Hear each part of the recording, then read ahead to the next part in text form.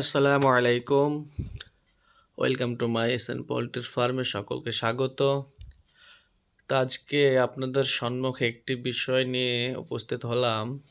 বিষয়টি হচ্ছে যে আমরা ফার্মে প্রথম থেকে নিয়ে শেষ পর্যন্ত আমরা কি কাজ করি সে সম্পর্কে আপনাদেরকে কিছু দৃশ্য দেখাবো। তো মাশাআল্লাহ আমার ফার্মে রাস্তার একপাশে একটি বড় পুকুর আছে।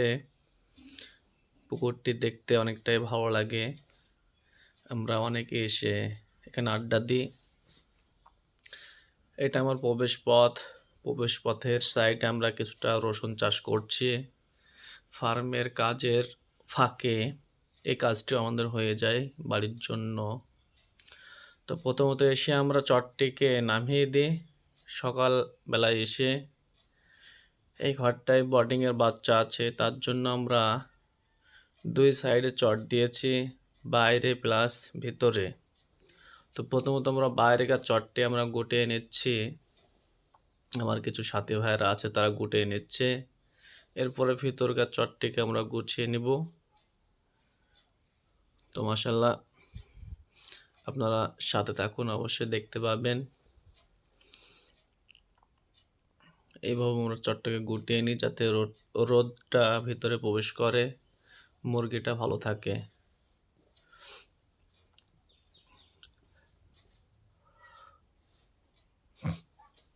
তো এক সাইডে আমরা নারকেলের গাছ লাগিয়েছি রাস্তার এক পাশে, আর মিডিলটাতে আমরা লিচুর গাছ লাগিয়েছি। ইনশাল্লাহ বড় হলে সকলে মিলে খাওয়া হবে লিচু। তো আমরা প্রথমত এসে আমাদের প্রথম কাজ চটটিকে গুটিয়ে নেওয়া, এরপরে ট্যাঙ্কি থেকে পানি ফেলে দিয়ে নতুন পানি তোলা। তো মাশাআল্লাহ এটা রেডি মুরগি হয়ে এসেছে, কিছুদিন পরেই বেরিয়ে যাবে। খুবই সুন্দর আছে। আমরা খাবার দিচ্ছি, খাবার দেওয়ার পরে আমরা গুঁড়োটাকে নেড়ে দেব।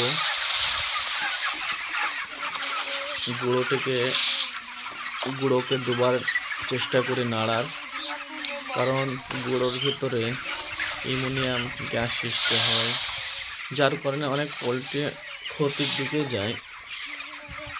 তো আমরা চেষ্টা করি সবসময় দুবার করে নাড়ার, যাতে গ্যাসটি বেড়ে যায়।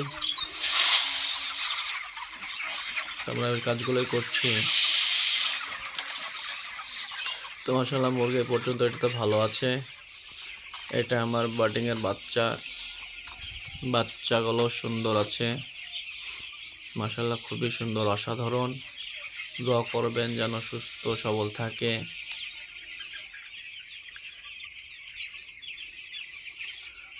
তোমরা এই বোর্ডিংটার গ্রোটাকে নেড়ে দিলাম,